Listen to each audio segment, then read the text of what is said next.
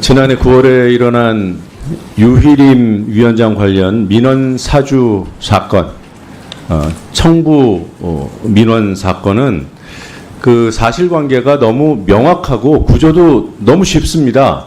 유희림 위원장과 친인척 관계이거나 같이 일했던 지인 관계인 사람들 수십 명이 특정 시기에 한꺼번에 한 가지 비슷한 사안으로 방심위 민원을 신청한 거예요. 이상하잖아요. 사례를 하나 보겠습니다. 도대체 류희림 위원장은 어떻게 이런 자신의 지인 수십 명이 민원을 제기한 것을 몰랐을까? 지금 몰랐다고 우기니까. 자, 다 백보 양보해서 본인이 몰랐다고 칩시다.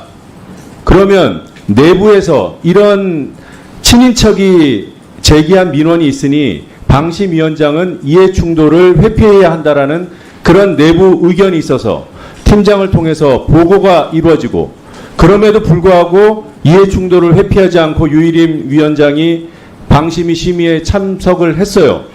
그러면 이 내부 직원들은 어떻게 해야 됩니까? 그래서 공익신고자를 보호하도록 하는 법 제도를 대한민국은 가지고 있는 겁니다. 이런 걸 알리라고, 내부 기관에도 알리고 또 권익위 등에도 알리라고 되어 있습니다. 자, 지금 청부 민원의 여러 사례 중에 한 가지만 대표적인 거 보여드리겠습니다. 경주 엑스포 관계자 유희림 지인입니다. 이 사람이 민원을 신청하면서 이렇게 적었어요. 지난 2022년 대선을 앞두고 물음표, 오타가 찍힌 겁니다. 뉴스타파가 전 언론노조 위원장이었던 신학림 씨로부터 일방적인 어쩌고저쩌고 마치 사실인 양 보도한 데 대해 이 경주 엑스포 관계자랑 전혀 무관한 유희림 동생의 수련원 강사, 이 사람이 적어낸 민원 청구 내용 좀 보십시오. 얼마나 똑같은지. 이게 모르는 사람이 별도로 신청을 작성을 하는데 이렇게 동일할 수 있습니까? 둘은 로봇입니까? 지난 2022년 대선을 앞두고 물음표 오타까지 똑같아요. 노란색으로 지금 표기되고 있는 것이 똑같은 내용들입니다. 어떻게 이렇게 똑같이 쓰죠? 텔레파시가 통합니까? 이 경주 엑스포 관계자랑 수련원 강사가 쌍둥이에요? 이런 증거들이 있는데도 경찰은 이 의혹을 파고들지 않고 신고자를, 민원 제기자를 색출하겠다고 압수수색까지 해요? 윤창현 위원장께 여쭤보겠습니다. 네. 이 민원 사주 의혹을 수사해달라고 언론노조가 고발했죠? 맞습니다. 언제입니까?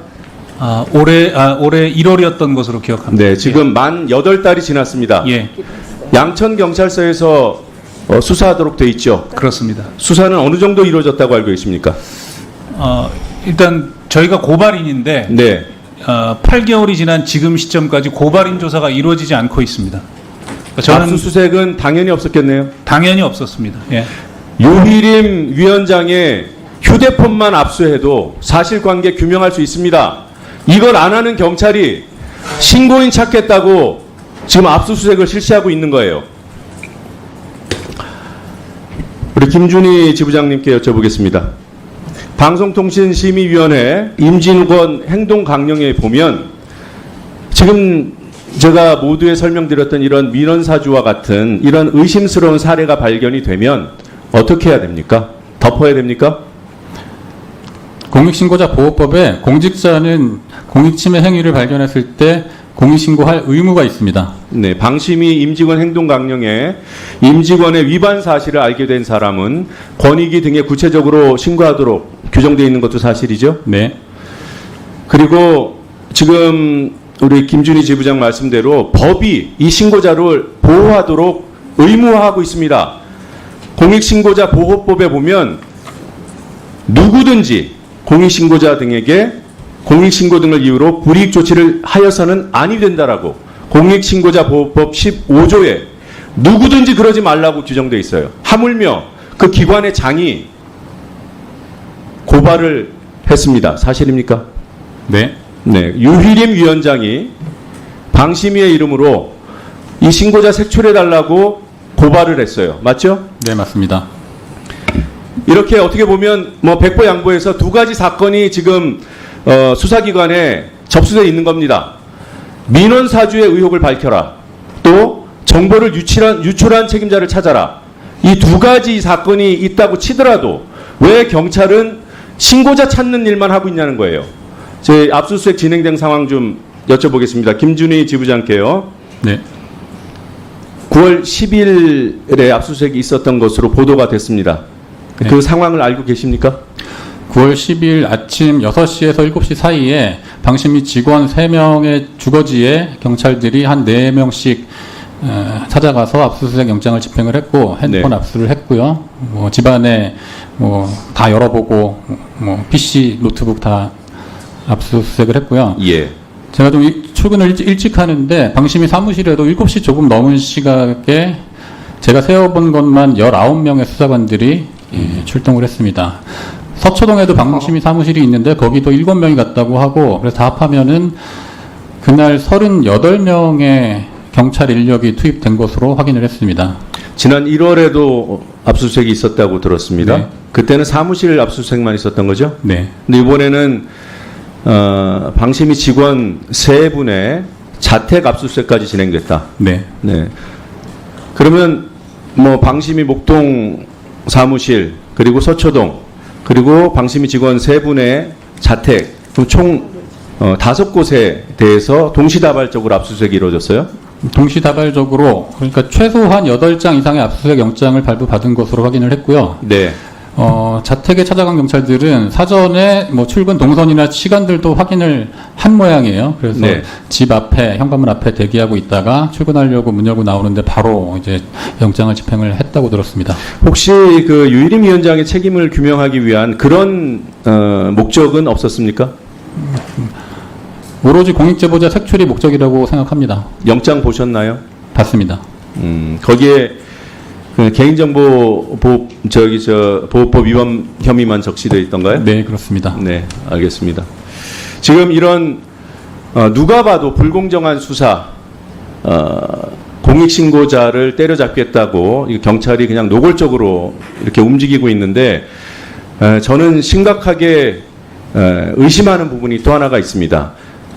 이게 이제 권력 차원에서 뭔가가 작동해서 움직이고 있을 것이라는 그런 의심과 함께 유일임 위원장이 고발한 사건이기 때문에 유일임 위원장이 가지고 있는 검경 인맥을 통해서 뭔가 힘이 작동되고 있는 것은 아닌가 이런 의심도 하게 됩니다. PPT 보시겠습니다. 아시는 대로 유일임 위원장은 지금 이 정권 하에서 막강한 위세를 휘날리고 있는 법조 언론인 클럽 회장을 지낸 사람이에요. 그 유일임 위원장이 YTN의 고위 간부로 있던 시절에 형사사건 한 가지에 연루가 됩니다.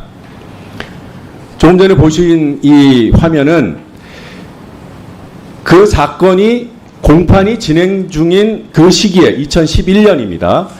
그때 고가의 공연 티켓을 검찰총장, 당시 검찰총장 등 검찰 고위 관계자들에게 로비를 합니다. 티켓 로비라고 명명돼서 보도됐던 내용입니다.